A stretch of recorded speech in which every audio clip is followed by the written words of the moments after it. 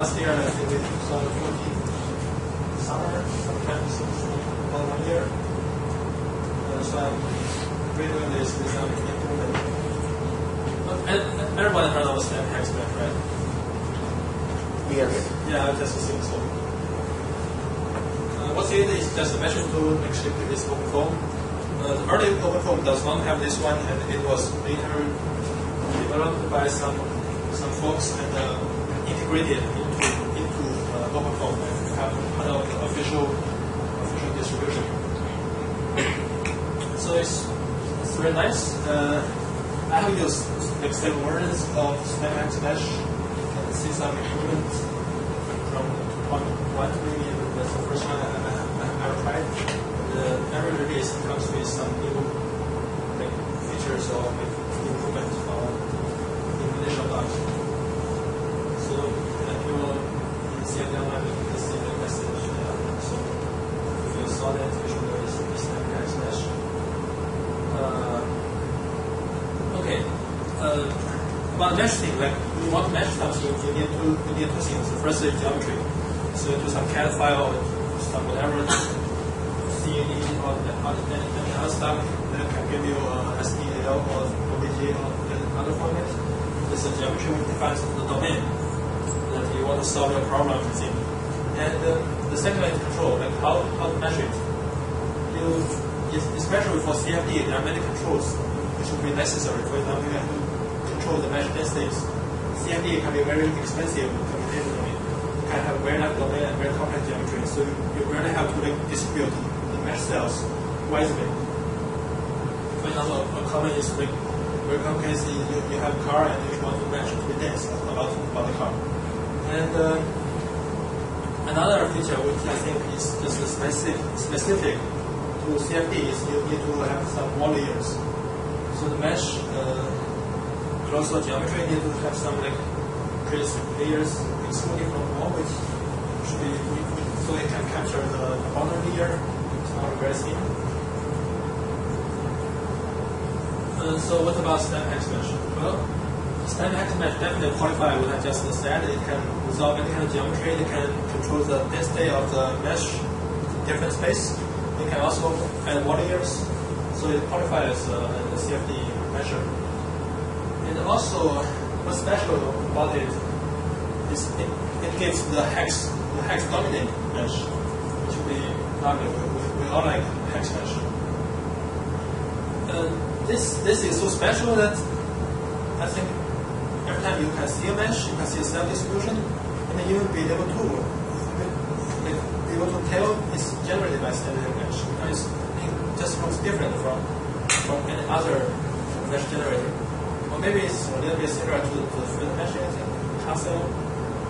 But it has Castle meshing, right? It appears like very similar to that one, but any other mesh is very different. So most of the time I think you can tell it's generated by SnapX mesh. And also it's because it's generated by OpenFOAM, so during the generation process, OpenFOAM tries to guarantee that it meet all those quality requirements by OpenFOAM, like smoothness or those aspect ratios, all those stuff.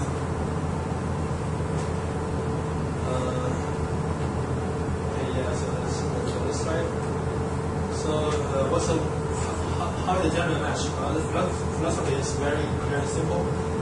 So first you have a geometry you have, and you first overlay the whole space. Just forget about the geometry. Just overlay the whole space with a regular block mesh. Of course, it should be larger than the geometry. Otherwise, very clear. It should be larger than the geometry. After this, that's that. You subdivide it. You subdivide the mesh cells. Just keep doing this. Subdivide like 7 times until the small cells can resolve the curvature on the features of this geometry shape. Yeah. After this step, you just remove the cells. Does not care. Those within the head, just through them. moving. Yeah, after this step, it becomes each part will be step to the surface of the geometry. By snap, it means just find the vertex which is close to the geometry, but not on the geometry, and just move it to the geometry.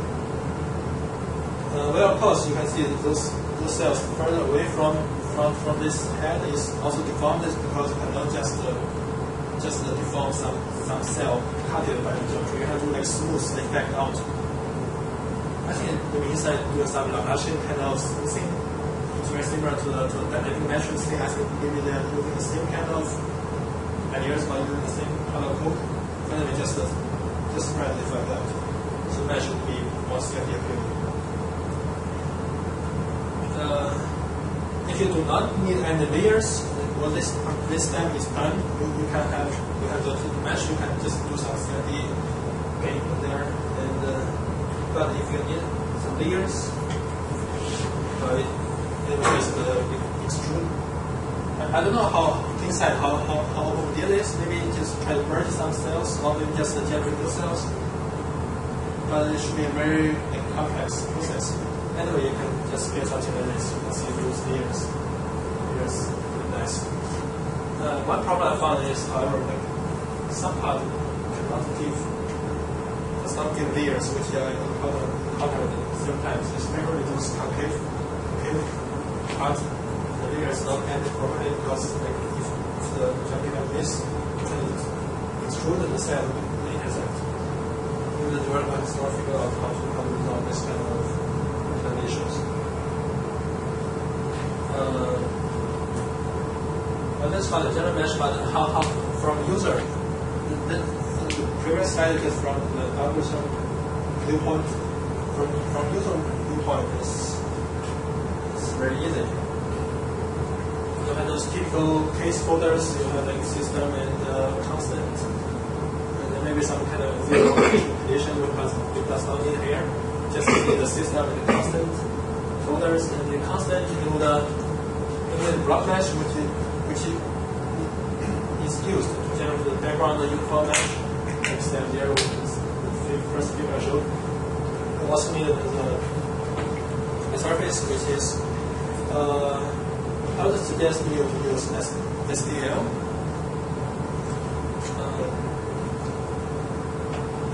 Because the tutorial I saw like both OBJ and SDL used, but when I tried OBJ, there was some error message which I didn't understand. So I just stayed with SDL. I suggest you guys also just use an SDL file, which is industrial standard anyway. And the geometry background mesh and the system. The system is this one is most important. Also controls how the mesh is generated. So you added this file to control the mesh distribution, the mesh resolution, all these kind of fine detailed controls is here. These files, actually I don't think we need those two, but I did try because every default tutorial or case folder. And this one is really needed. It's just used to control the folder. If you, for example, if you here you have to go timestamp. If the timestamp is 1, the mesh from the self staging will be like time 1, time 2, time 3. If you put it like timestamp is 0.1, the mesh folder will be like 0.1, 0.2. Yeah, it really does not matter. You can just leave it the default values. The workflow is very simple. You just prepare geometry anywhere, SolidWorks, 3D, Blender, whatever it is.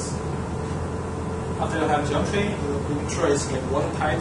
So there is inside, outside. This is just basic requirement for any kind of mesh tool. And then you edit this file. And then you just recommend this text mesh and you run to general mesh. There is the rule of thumb. So the block mesh, is generally like a cubic, rectangular or cuboid, those kind of mesh cells, but it should be as close. The cells should be as close to Q as possible. Actually, just a little Q. The cells background mesh. And when it try to answer why that why I want to make Why? that's not cannot just reflect as you know mirror. You should think and figure answer.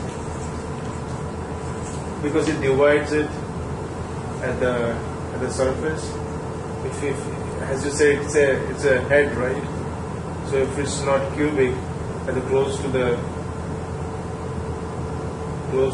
head, it might make uneven cells at the surface when it keeps on dividing it. So that's dividing part is okay actually.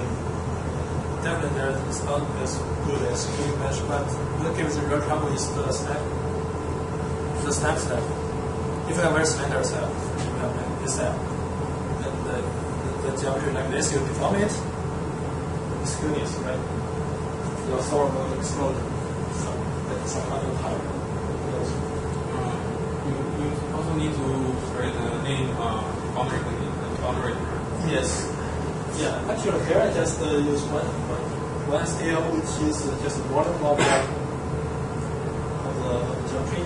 But like in RCFD, you will have some init, some countit, some whatever name you want to give. In that case, you will need some extra SPL. Yeah, I will show you when I have one demo which has like init out.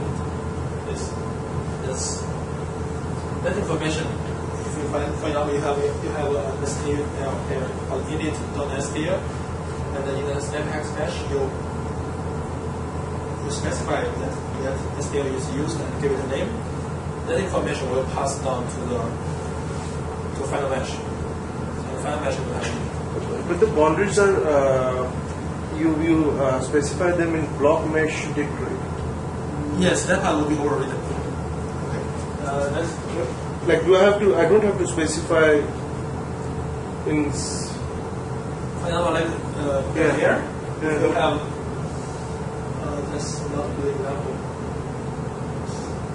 Like block mesh, you have the file, right? In that file, you put all the boundaries, right? What you want. Yeah. You don't have to put it in snappy expression. That part information will be overridden. For example, like initially you have a box, you will name it like front, back, and the left, right, top, and bottom. Those kind of for each surface. Then you mesh to like some geometry inside. Well, those faces no longer exist after the mesh generating. So that part information will be gone. Actually, the boundary file still exists, but there is no patch, no faces. So just do not worry about it. And that part will be overridden by the geometry.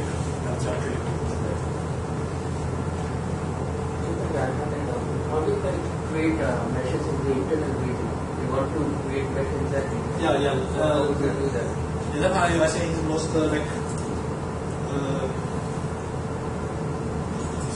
not excluded, but mostly inconvenient. Is that kind of mesh? Then you have a point. Like, for example, then here is 0, 0, 0, 0, 0, 0. There will be one line is the kind of location inside or something like that with the point XYZ. Yeah, so if you want to mesh inside the head, that point XYZ should be somewhere inside the scale. Yeah, otherwise you just place mesh outside. That part is very inconvenient. You have to like if you have scale is very complex, like a pipe like over the space. You really have to find a point inside that pipe, which is not so convenient. But that's how you do it.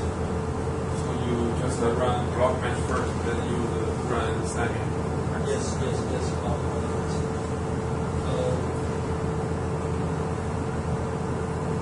I think that's the nutrition. Okay, that's the nutrition. So first sphere and then standard. Looking at this standard geometry, just use the standard with the cube running. That's Also, this everybody knows this, right?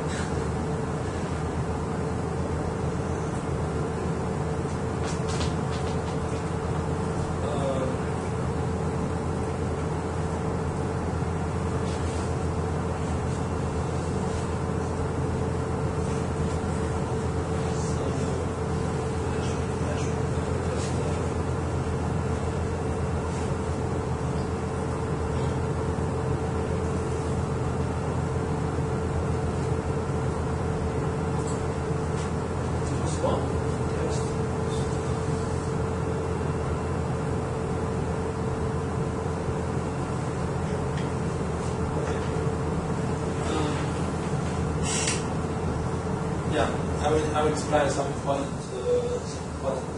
information in this file. Well, the first three lines is the basic control of the mesh, like what kind of mesh you want. First is stability mesh. That's just after all the cube is subdivided, so you have small cube and next to larger ones, also can keep things. And if this is true, it will do it. Well, of course, you can be set false. For example, for some reason you like that staggered kind of shape, you do not want to like snap to the geometry to the false. I think the one will do that. And this one is layers, which is very hard to control. Whether you want to add one layer to the geometry. Okay, this is just some basic control. I think most of the case you just set all three to true. Well, of course, okay, hence you like word of device. Normally, like this next mesh can take some long time to generate a mesh. So you label like just for trial and error, if you want to first set to false, you just do some very quick and dirty mesh to see if and it's close to what you expect. But the next you can just set everything to true, just manipulate. Here is the geometry. There's all the CAD file, all the STL file goes here. You can see here I use the sphere. Does not have any STL file because the OpenFOAM has some built-in geometry. For sphere, it definitely has spheres. So there's a set searchable sphere which you give it a name and syntax values. So this part is the geometry. Well, the next would be the real meshing. Real meshing as well. For each entry, it has pretty good explanation. So I'll just mark on this. So the next local cell list for when you want to generate mesh. Like in parallel, so CPU will have like a chapter on the mesh to generate. So max local cell for each CPU, how much is the maximum number of cells you can handle. And the max global cell, of course, is the whole domain, the whole mesh. And this minimum refinement cells, I think that this explanation is pretty clear in the sense like if you can tolerate some loss of the cells. If you put this number to 0, so then step back that will try to like control every cell and meet your target. This cell levels is just if you have like level 1 and let me see if I just let the buffer layers different levels.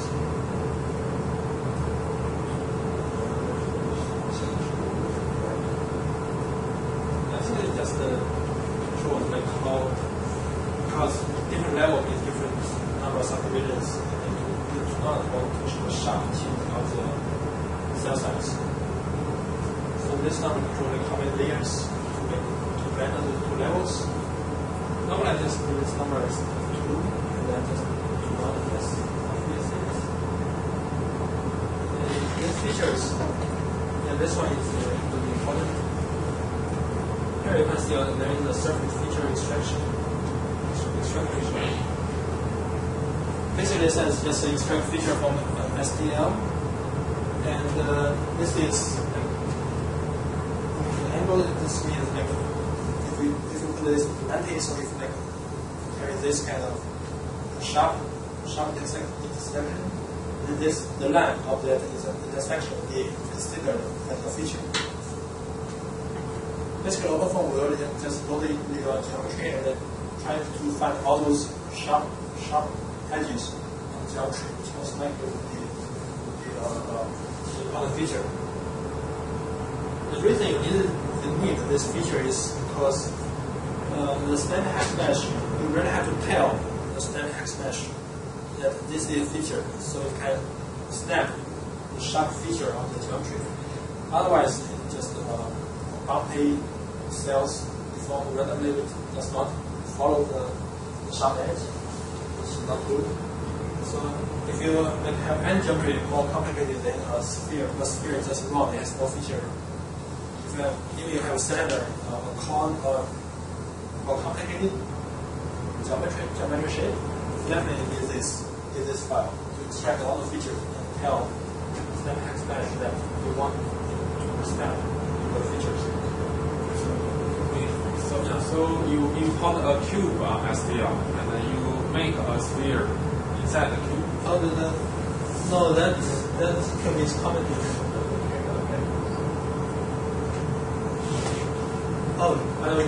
This is not used. This file is not used for just expanding the concept of it. But in the next level, it is definitely used. So from the beginning, you make a sphere. Yeah. Inside of the cube. No, there is no cube. Okay, no cube. Yeah. This one is not used. Oh, okay.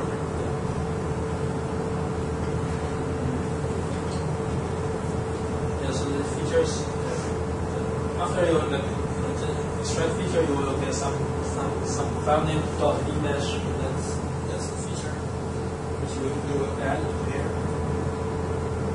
And so I think this part will be like kind of a global control of the cell you want, but you also want to control like the distribution, the spatial distribution of the cells, the mesh density. Mesh resolution and everything. So this requirement surface tell how many subdivisions you want the cell next to the geometry. So here geometry is so you put the geometry here. Oh, by the way, this square name comes from here. The name is for any geometry you want to name it something. Like for here, the cube has here, I name it to this sphere. But you have to give it a name which will be used to refer to it in the later part of this file. Okay, so this one the cell to be solved by the different times. But then actually this one is the integral, so this radius can be like 4 or 5. This just gives Nandakumar some like flexibility to change from which level to something like the surface. Here because it's just very for space curvature is everywhere the same, but just the same number. Without feature angles. I'm not sure how this works because I don't use it. Maybe it's used by standard mesh, but the way I prefer is just to extract the feature explicitly. For this one, here is the surface control requirement, like how the cell to some different level below the surface. Here is the region. This region controls the inside, the volume of the subdivision. Here I put one, so that means cell within that sphere will not be like will just be divided once. There is they just ask like this relation mesh and this sphere spread origin and just origin here, so systemic X mesh goes like where the mesh should be.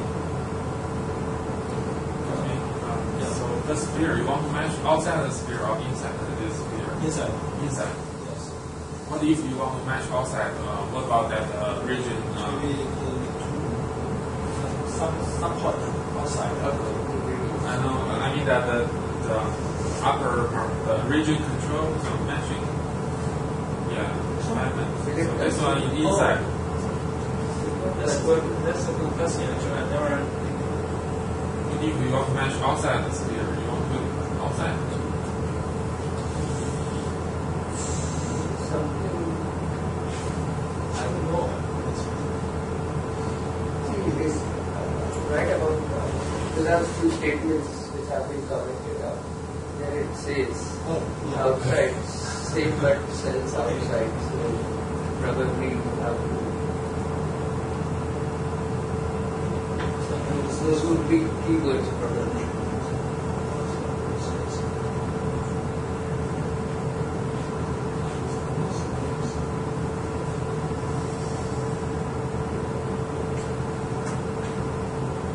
This one, I'm not sure if we have here, we do not here.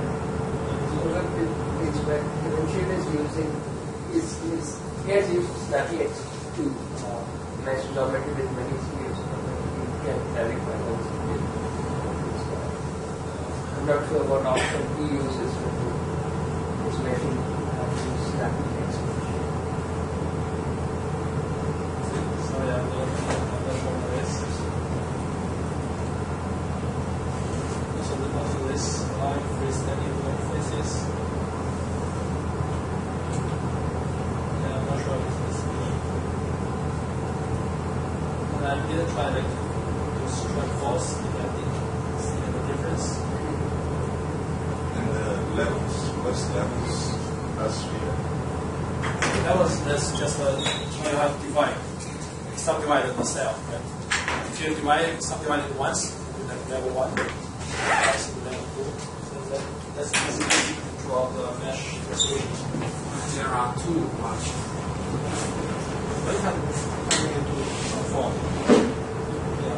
If I put like 1, it means like just divide it once and that's it. If you like alone, if you put some other like 5 more ones, you may or may not. Outside. The render?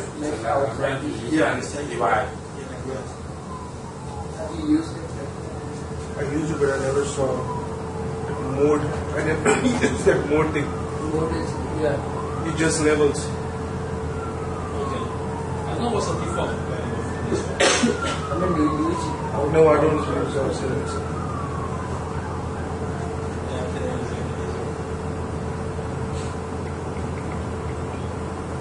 Snap controls.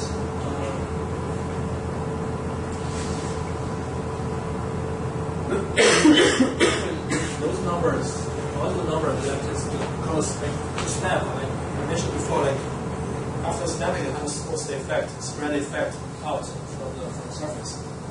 And all the numbers you just control like very fine detail control of the solver. Like, how should you like smooth the mesh? All those just number of like also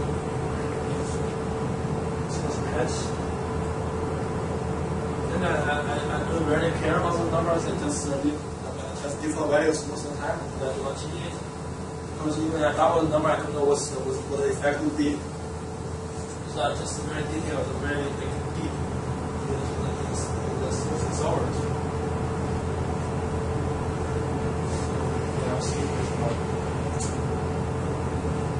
Now this is area control. Operating size. Also meaning very clear from all those explanations.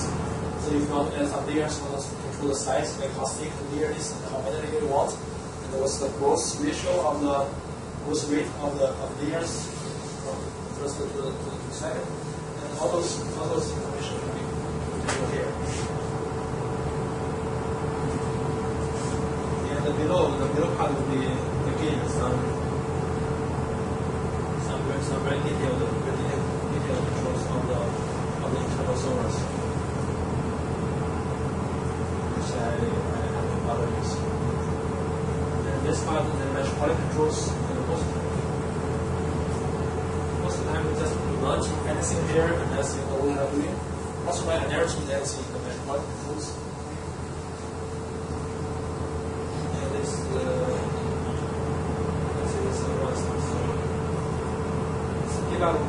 debug zero is we want to control like how during the mesh generating process you want to write some intermediate state result. The zero will just write the file mesh process which I use most of the time.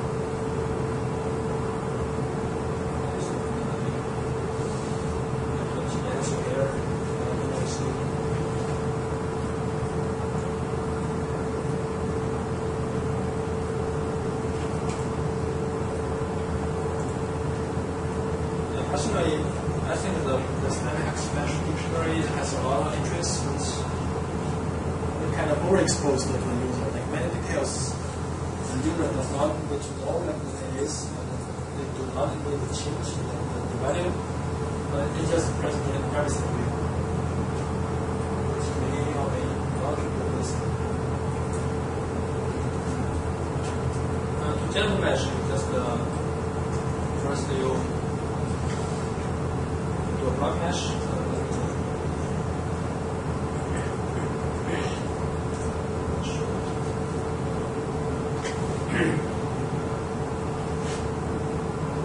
So this is just a very simple block mesh, and just need to cover the geometry, and after this is just the block mesh. So is that block mesh for the sphere? Yes. Actually, that's sphere. Yeah. The sphere in the standard expansion engineer. Yeah, this one.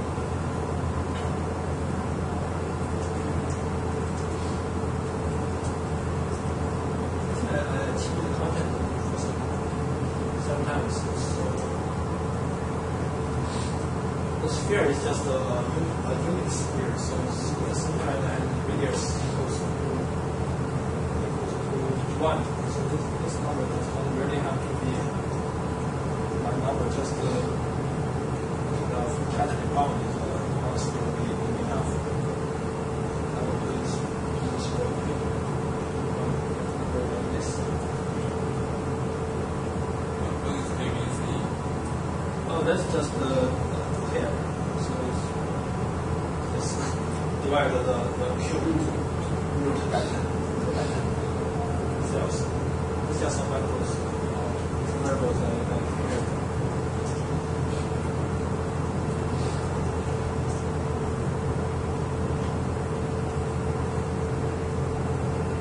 The commonly just block mesh and followed by the semantic expansion.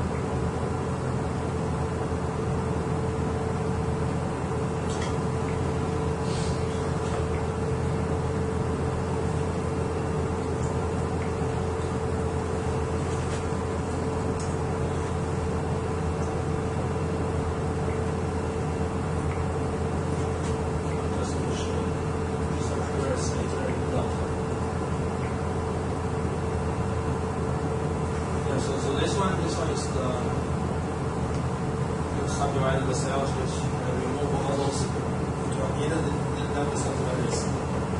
And next will be a step. So the step to the sphere. And that's what I'm going to task to see.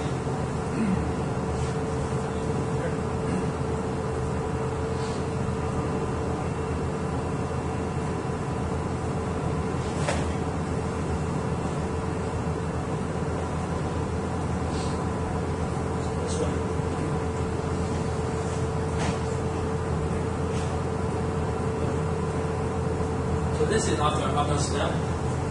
You can see that the hex dominating all those hex and except the boundaries and boundary varies the cell to snap to the surface. And the last one will be layers. And layers they will prepare the layers from the surface. Yes, I think this one is a very good mesh. We have layers, but that's a mesh for the sphere. By the way, water conditions. Yes. Here. This is internal mesh. This is sphere. This is the geometry defined by the sphere. And you can see those back, front, bottom, out, that's from the initial box. They have no faces. So just do not worry about it. They're still there, but they have no faces. So in one condition, you actually have their folder, just specify something like sphere. And how it will behave. That's definitely very convenient. So this one, right? It's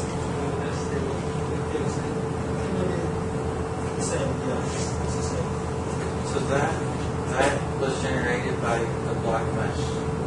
This one? Yeah. No. The block mesh is previous. It's just a block mesh. This is after you subdivided the block mesh, remove all the cells outside the sphere. This will have. The block mesh, I think here is just a pattern. So,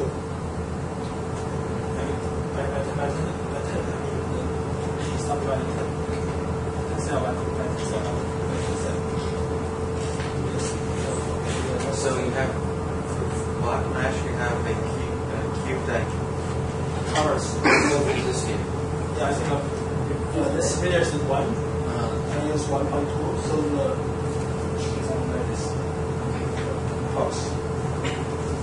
So the sphere is not from STL.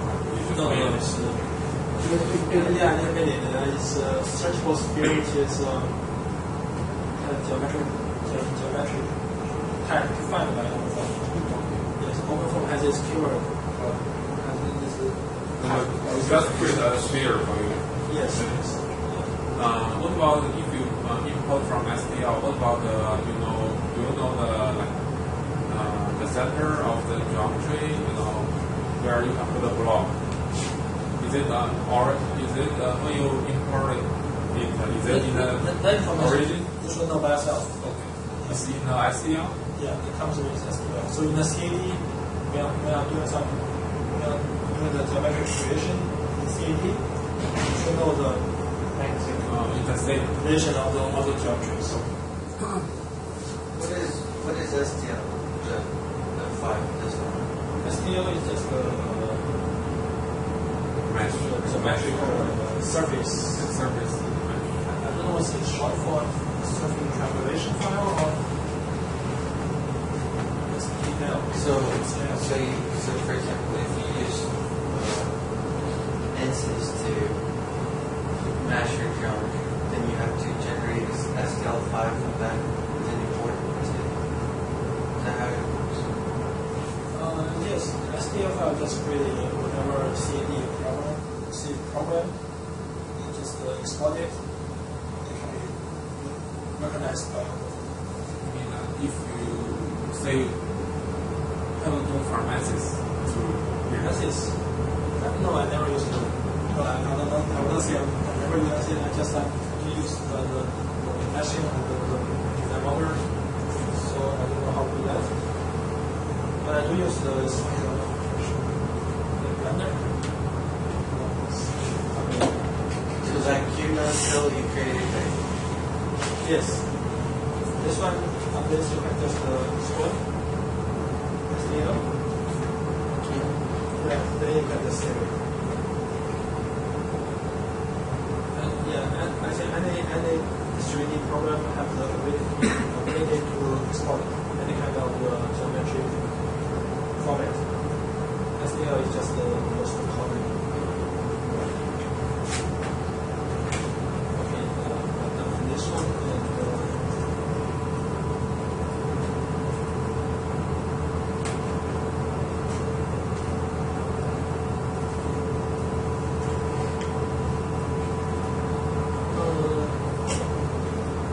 and this one is the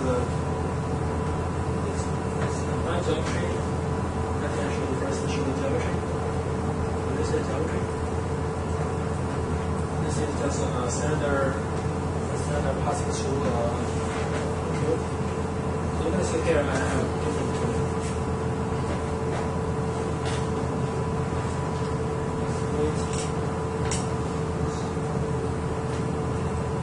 Is this open source? Yeah, that's open source. That's free. What's the name? Blender.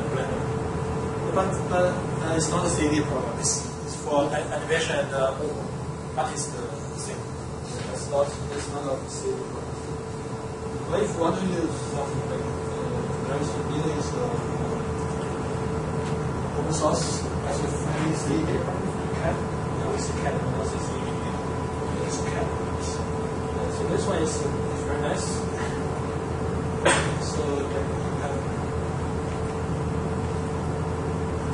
It's very similar to some works actually. Where you have some sketch, and do some sketch.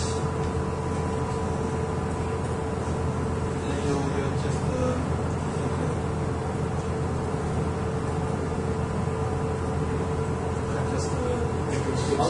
it's very similar. I will not get into this one. But it also has those constraints.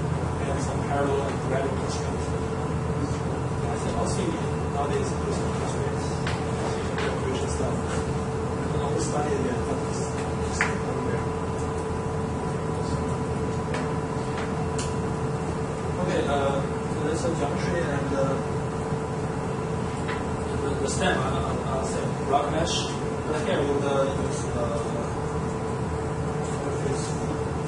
feature extract. Oh, I think that that's the file. But that's command. That's the command you use.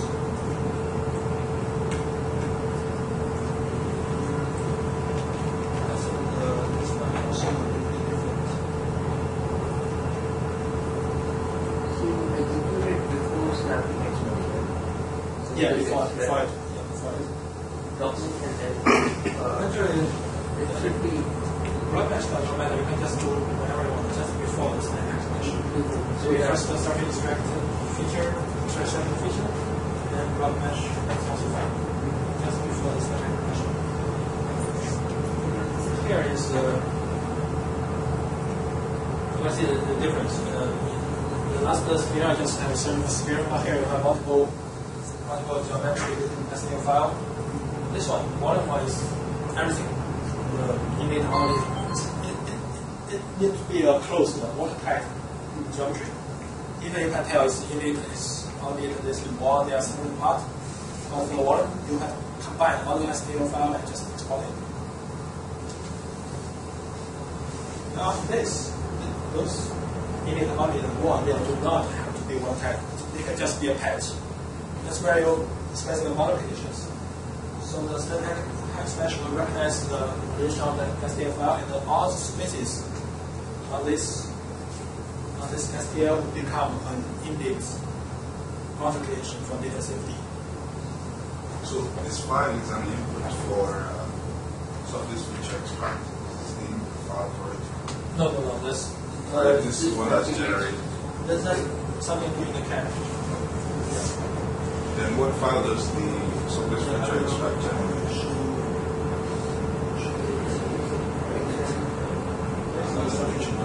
this is snapping extract.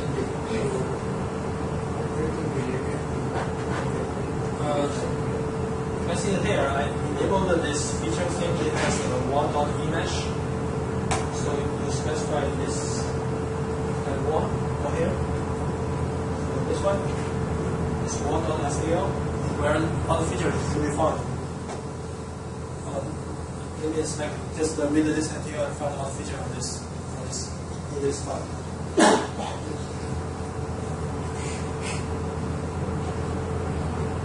Yes. You do not have to specify the name for the output file. It will automatically be named walk.emesh. So just have control. One time I just this one. This is I think this one is pretty good. To sell patches have this angle here in the section will be a feature. This write OBJ, just write all the features to the OBJ file, so you can just for the browser of if you want to see it. Somewhere in this extracted this folder, this one. This extract, this extended feature mesh is this one is all the OBJ file. All the OBJ file you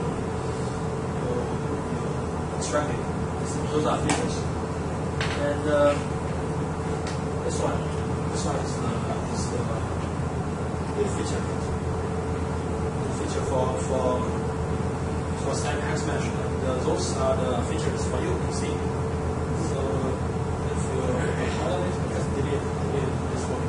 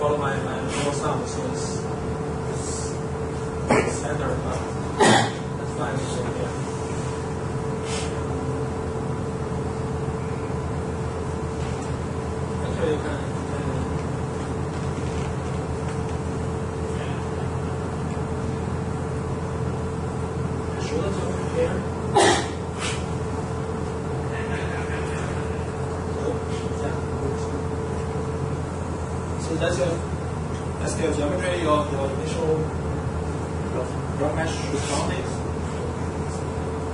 It's requirement. And next,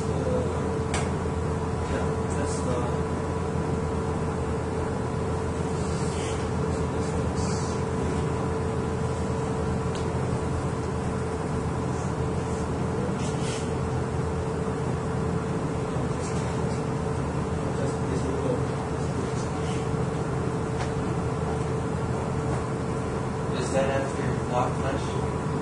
That's after block mesh.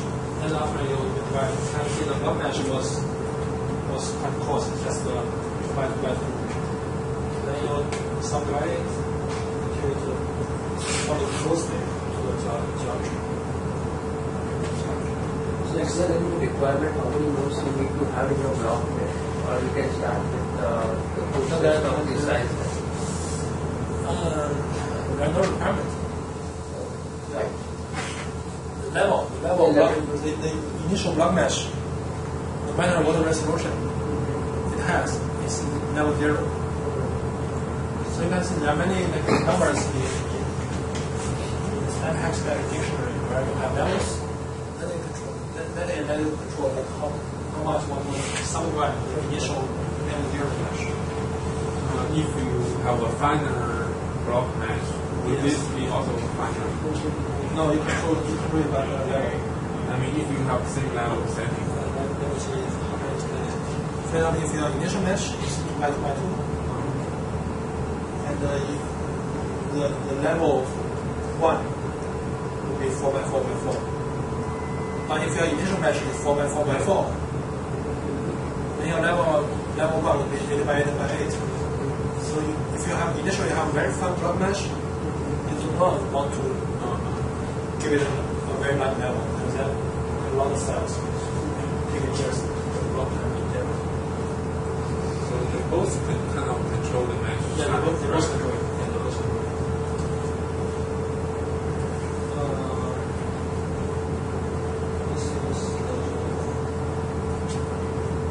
By the way, this So what one. happened with the wedge cells then? Yeah, this one is those triangles. They're just zero acceleration for parallel. Just want to render the geometry faster. Oh, so the actual cells are not. They're not there actually. So that's a real mesh. That's a real thing. So yeah, I think that's probably the snap. I see, very nice. Okay. Those sharp edges, those intersections, those things, perfect. Okay, the last one would be layers. Yeah, I'm not sure if it's over here.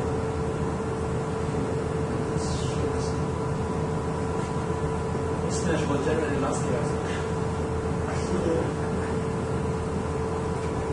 So there may be some yeah, no, maybe there's definitely something wrong. Something wrong here. But doesn't work. Does not work like that. That's not me something. This step is green, right? Yeah, And the next step is red. it should also be good, but I don't know what I did in 2014. So it was a long time ago.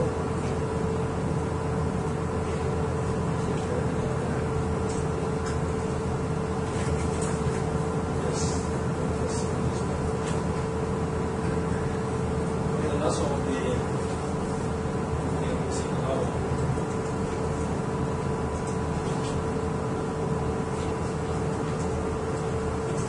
Step are same, you go extract the feature and it's what it just goes on the initial mesh.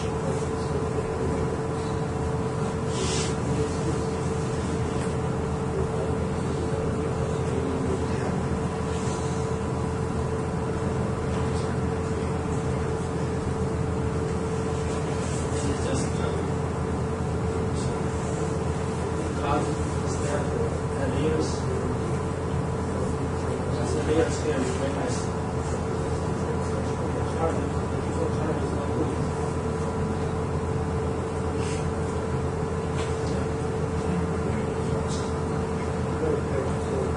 Also here, I see it's very nice. The features snapped perfectly. And we have here. And all those features are quite nice. Is there a way you can check the mesh quality inside Barbie? Is it possible? Mesh quality where? Inside Barbie It's a parallel. or wherever, even if it's not Barbie, you can check the mesh quality. My quality, Skewness, coverage skewness. I know it's kind of done in visit, but in parallel, you know it? Does techniques give all those details separate? Techniques doesn't give you the details. Doesn't give you The check mesh does not give you all the details. there are no legal information.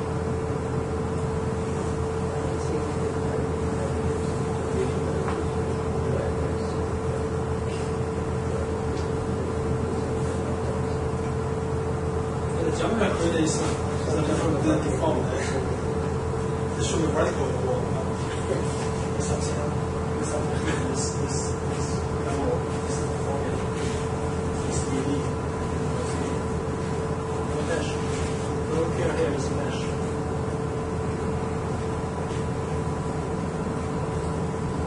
Yeah, so we have a long range on this book. Not very comfortable with how it works.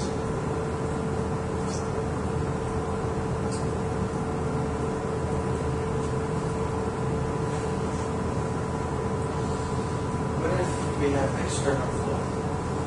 External flow, just some point.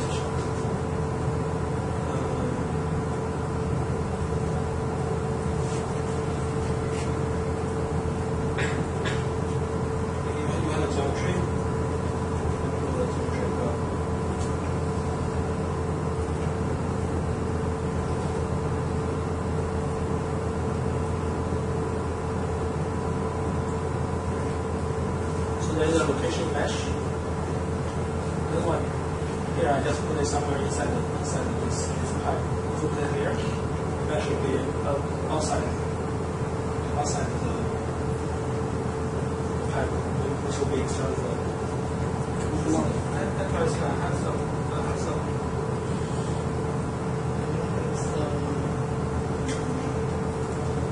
mesh, which is outside.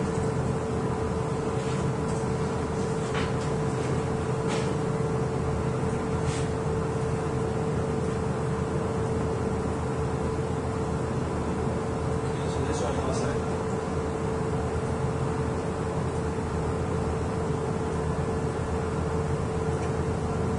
So I have two spheres, and I just put a location in the mesh somewhere, maybe here.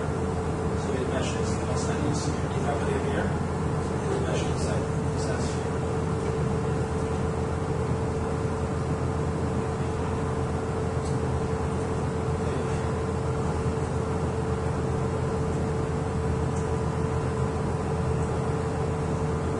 Carbon flexible.